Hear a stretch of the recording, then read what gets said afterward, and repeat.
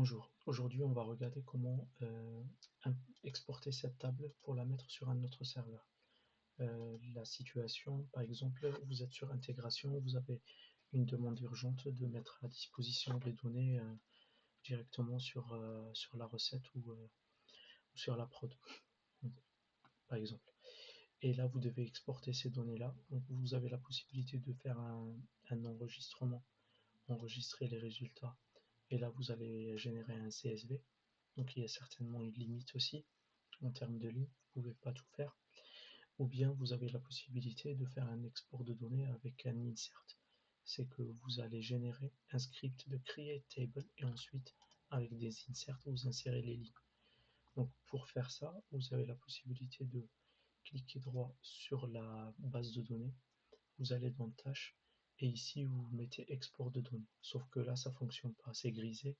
Ça dépend de la version de SQL Server ou une question de droit. Donc je ne suis pas rentré dans les détails pour savoir pourquoi c'est grisé, mais l'idée c'est qu'on va contourner, enfin j'ai trouvé une autre solution, c'est de générer des scripts.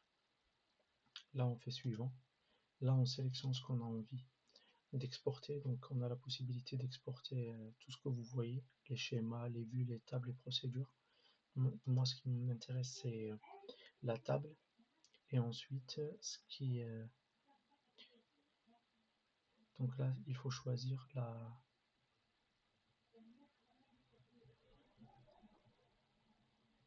table export. Donc là, c'est bon. Et ici, en fait, moi, je vais choisir ça. Sinon, on peut enregistrer dans un fichier que vous allez définir. Par exemple, ici. Là, moi, je vais l'ouvrir directement dans SQL Server pour le lancer sur une autre base de données. Il faut passer par avancer. Là, on va agrandir.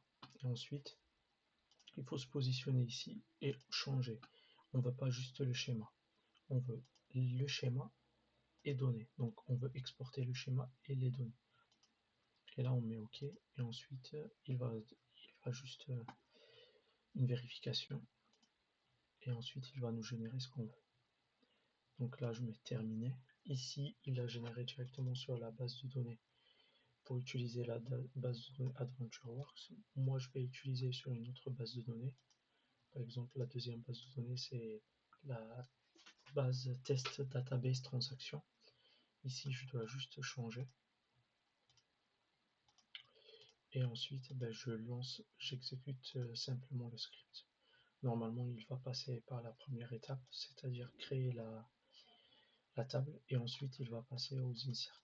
Moi, je me suis limité peut-être à 1000 ou 2000, je pense que je l'ai joué deux fois. Parce que là, on est à 4000 lignes. Et là, j'espère qu'on n'a pas eu le problème de l'erreur. Voilà, donc là, c'est fait. Donc, on a toutes les données.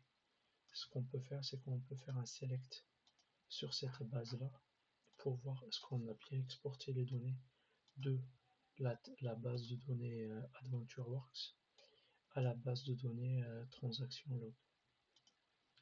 Et là, on voit bien que les données elles se sont bien insérées. Donc voilà, le but de cette vidéo, c'était de vous montrer comment est-ce qu'on peut exporter. Vous avez la première possibilité, exporter par enregistrer ici, vous chargez ensuite le CSV généré, ou bien vous faites un export via ça, même si vous avez la tâche de l'export grisée.